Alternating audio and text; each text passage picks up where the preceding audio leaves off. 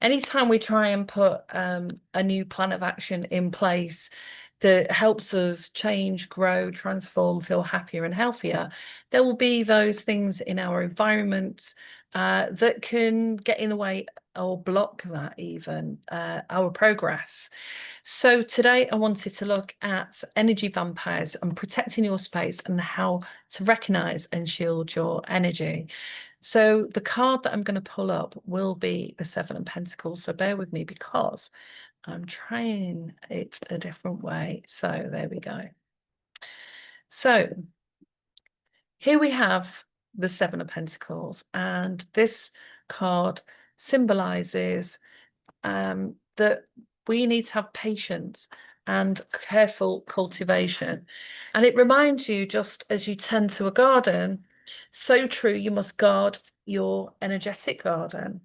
This card reminds you to evaluate where your energy is going and how to protect yourself from energy drains. Are you investing your time and spirit wisely? So the affirmation that goes with this card, the Seven of Pentacles, which has been chosen to help us think about this topic, is I honor my energy and protect my boundaries. I am safe and whole. And like with the other sessions that I've done on this, I will leave the affirmation and the journal prompts below so that you can go deeper. So we're tuning into one of the most vital practices and ways of thinking on the spiritual journey. But it's not just a spiritual journey, it's just journey in life in general, when we are needing to either reflect on where we're at and implementing changes. And I did that video on how we do that and the chemicals involved. We've also got to look at what can disrupt us from achieving our goals and moving forward in a way that works for us. So like our physical space, your energetic space needs clear boundaries. Toxic people, environments, or even negative thought patterns can act like energy vampires. So there are a lot of people who will say that when they spend time with certain people, they feel drained, they feel negative, they might even feel angry. And the better way to sort of figure out whether it's you or someone else is the more you practice feeling calm and still and in your own energy, the more you'll notice when that shifts, either when you get a call or spend time with a particular person, or doing something that also has an impact like that. So this is where that idea, that language comes from: toxic people, environments, or even negative thought patterns.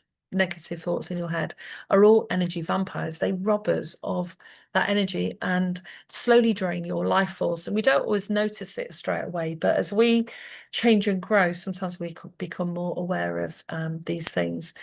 So the Seven of Pentacles asks you to pause and assess, where are you investing your energy? So if you wrote down or even put in a circle every aspect of your life that you give some energy to, you give people lifts, you take the kids to school, cook, you do housework, you've got a job that you work at, people you spend time with. So this is where we're giving out energy. So where are you giving that to, and how many friends are you supporting? What kind of friendships are they? Are they fun? Do you have a lot of fun times with them, or are they demanding or challenging? And so you can start to look at that, is where did the drains come from? Where are you leaking out that energy? And especially it's most important if you're heading towards, really important, towards burnout. And you've got to be aware of where we're leaking this energy, because we don't have much energy at our disposal at this point. And that can then lead us to feeling depressed and anxious. So ask who or what leaves you feeling exhausted or depleted. Learning to shield your energy doesn't mean closing it off, but choosing consciously what nourishes you and setting energetic boundaries as an act of self-respect and empowerment. So, for example, it's really important for me when I get up in the morning that I do the things that make me feel good, like, have a shower, prepare things for the day. I'll get my desk ready if I'm working at home, look at the tasks that I've got to do. But I don't really want to be getting any external influences from that. So unless it's an emergency, I keep the contact low from the external. I don't have the TV on or the radio on, and I'm not picking up my phone and reading text until I'm ready, until I've done the work that I need to do for myself to get into the space where I start thinking about how am I going to best utilize the time that I've got this morning or the whole of today. So it's worth considering who or what. So aspects of our job can leave us feeling depleted, or um, you know, we're not happy, say, with a particular task. And aspects can be fun and thrilling. There were certain projects that when I did it, I really enjoyed it, and other projects where I was more bored, and or they didn't work out in a way that just felt like you were, achieving that much. So learning about that is a real skill, and something we often have to consciously apply more regularly as we're starting to connect with this simple idea of, if we want to feel better, happier, and healthier, what is getting in the way of that? So then you can create a daily ritual to clear your energy. So trying a visualization or protective light, or using sage or sound to reset your space. If you're new to this, very simple practices like noticing your mindset and then setting the intention to have a good day, a prosperous day, productive, that you're going to enjoy your work, you're going to focus on 3 key goals, and then imagine that anything else connected with you, that you dissipate from that, you work on your energy. So I do that through my yoga, that when I'm doing my yoga practice, the sun salutation, I'm working on releasing and letting go of anything that doesn't belong to me, and clearing my own energy field, and then working on the energy that I want to feel. You can even imagine that you've got a light around you, protective light. If you are spiritual, religious, you can call your higher power just to help create that protective bubble around you. And if you are going into a workplace, as some of my clients are, where it's highly stressful and you've got a lot of critical people around you, then it's more important to get yourself in a really good space so that you don't find that you get drawn into some things that just create more angst. So the journal prompt for this is, who or what drains my energy regularly? What boundaries can I set to protect my well-being? So the other one might be the times of the day you're free to take calls, whether that's clients or family members, certain times of the week that you don't want disturbed by anyone, when you want that time to yourself, and how it feels when you say no or remove yourself from toxic energy. What happens then? So notice those things, and just one step at a time, and then notice what happens when you give yourself that time and space, of how much more energized you might feel, how more focused you are, and how less disrupted you are, so you can get on and do the work that you need to do.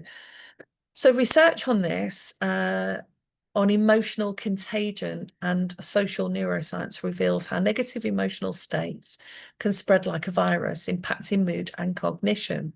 Boundaries and energy protection techniques help maintain emotional regulation and reduce stress-related health risks. Practices like mindfulness and intentional distancing improve resilience. So that's from the research in psychology, and there's a lot talked about this in the spiritual spheres as well. So there is a real crossover when we think about how we capitalize on the time, energy, and resources that we've got, and how we need to be really mindful about what interferes with that. And the book recommendation with this is The Emotionally Absent Mother by Jasmine Lee Corrie, and the song Energy by Disclosure featuring Amini and Slow Tie. So hopefully that has been helpful, and carry on doing the things that help you connect with how you're feeling, so you can notice when you transition in and out of those good energy states. If you haven't liked and subscribed, like and subscribe to my page, because I've got loads of extra bonus videos coming out and workshops. And if you're ready to have a 3 session strategy session with me, Kickstarter session, then contact me on mailgbb555@hotmail.com, or if you're ready to book, follow the link below. We can have a one-off conversation if you want to explore just putting a plan in place, and about the workshops that I do and group work, if you prefer to do something in groups. So yeah, keep doing the good work, and we're probably halfway through this journey now. So make sure you're using your journal, keeping notes, and then checking back at the progress that you're making. So I wish you well, and I look forward to seeing you on the next video.